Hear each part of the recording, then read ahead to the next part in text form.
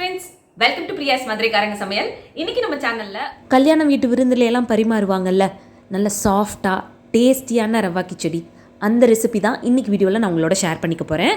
இந்த ரவா கிச்சடி பண்ணுறது ரொம்ப ஈஸி, டேஸ்ட்டும் அட்டகாசமாக இருக்கும். ஸோ வாங்க இந்த சுவையான ரெசிபி எப்படி பண்ணுறதுன்னு வீடியோக்குள்ளே போய் பார்த்து தெரிஞ்சுக்கலாம். அதுக்கு முன்னாடி நீங்கள் இன்னும் நம்ம சேனலை சப்ஸ்கிரைப் பண்ணலைன்னா ப்ளீஸ் சப்ஸ்கிரைப் பண்ணிக்கோங்க.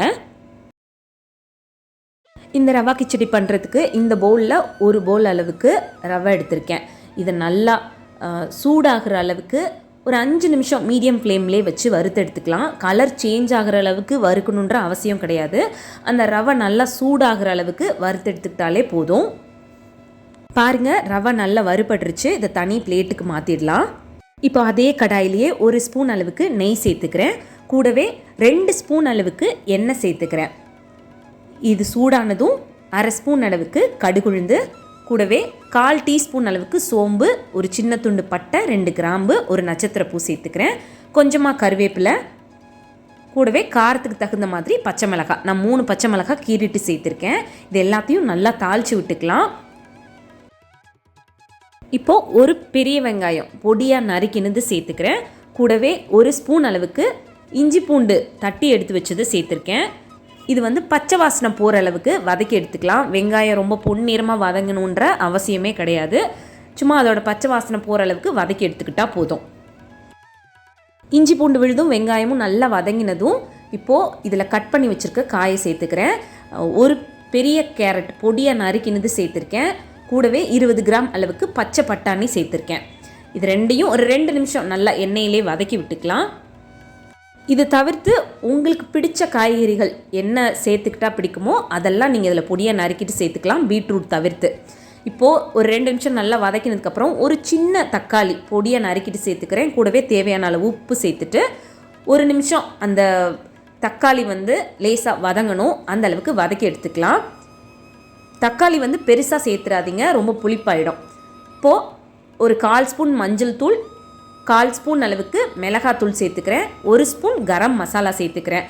மிளகாத்தூள் சேர்க்குறது உங்களோட விருப்பம்தான். பச்சை மிளகாயோட காரமே சரியாக இருக்கும் அப்படின்னு நினச்சிங்கன்னா மிளகாத்தூள் சேர்க்க அவசியம் இல்லை. இப்போ 2 நிமிஷம் அந்த மசாலாவோட பச்சை வாசனை போகிற அளவுக்கு வதக்கிட்டு தண்ணி சேர்த்துக்கலாம். தண்ணி எந்த கப்பில் நான் ரவை அளந்து எடுத்தேனோ அதே கப்பில் 3.5 கப் அளவுக்கு தண்ணி சேர்த்துக்கிறேன். இப்போ இது நல்லா கொதிச்சு வரட்டும். தண்ணியோட அளவு நான் சேர்த்த அளவுக்கு கரெக்டாக சேர்த்துக்கிட்டிங்கன்னா கொஞ்சம் அந்த கிச்சடி நல்லா நெல்லுன்னு சாப்பிடும்போது ரொம்ப நல்லாயிருக்கும். சில பேருக்கு உதிரி உதிரியாக வேணும்னு நினைப்பாங்க. அப்படி இருக்கவங்க ஒரு 1/2 கப் அளவுக்கு தண்ணியை கம்மி பண்ணிக்கலாம். இப்போது நம்ம வறுத்து வச்ச ரவையை சேர்த்துட்டு அப்படியே கிளறி விட்டுட்டே இருக்கலாம். கையெடுக்காமல் இந்த மாதிரி கிளறி விட்டுட்டே இருக்கணும். கொஞ்சம் அந்த தண்ணியெல்லாம் ரவை எடுத்துக்க ஆரம்பிக்கும். அப்போது கொஞ்சம் திக்காக ஆரம்பிக்கும். பாருங்கள், இந்த மாதிரி கொஞ்சம் மீடியம் ஃப்ளேம்லேயே வச்சு கிளறி விட்டுட்டே இருந்தீங்கன்னா இந்த அளவுக்கு ஒரு திக்கான பதத்துக்கு கிச்சடி வர ஆரம்பிச்சிரும். பாருங்க, ரவையெல்லாம் நல்லா வெந்து நம்மளோட சூப்பரான கிச்சடி ரெடி ஆகிடுச்சு. இது கூட கொஞ்சமாக நறுக்கின மல்லித்தலை சேர்த்துட்டு ஒரு வாட்டி நல்லா கிளறி விட்டுட்டு இந்த ஸ்டேஜில் 1 ஸ்பூன் அளவுக்கு நெய் சேர்த்துக்கிட்டோம் அப்படின்னா அந்த வாசனை ரொம்ப நல்லாயிருக்கும். கிச்சடி ரொம்ப ட்ரை ஆகிற அளவுக்கு ஸ்டவ்வில் வச்சிடாதீங்க. நான் இப்போ உங்களுக்கு ஒரு பதம் காட்டுறேன் பாருங்கள். இந்த மாதிரி இருக்கணும். அப்போவே நீங்கள் எடுத்து வச்சிட்டிங்கன்னா நீங்கள் சாப்பிட்றதுக்கு ஒரு 1/2 hour ஆச்சு, 1 hour ஆச்சுன்னா கூட ரொம்ப கெட்டியாகாமல் இருக்கும். நல்லா நெல்லுன்னு இருக்கும். இந்த சுவையான ரெசிபியை நீங்களும் உங்கள் வீட்டில் ட்ரை பண்ணி பாருங்கள். கண்டிப்பாக எல்லாருக்கும் ரொம்ப பிடிக்கும். ட்ரை பண்ணி பார்த்துட்டு உங்களோட கமெண்ட் என்னன்னு சொல்லுங்கள். இந்த வீடியோ உங்களுக்கு பிடிச்சிருந்தா வீடியோ லைக் பண்ணிவிட்டு நம்ம சேனலை மறக்காமல் சப்ஸ்கிரைப் பண்ணுங்கள். தேங்க்யூ.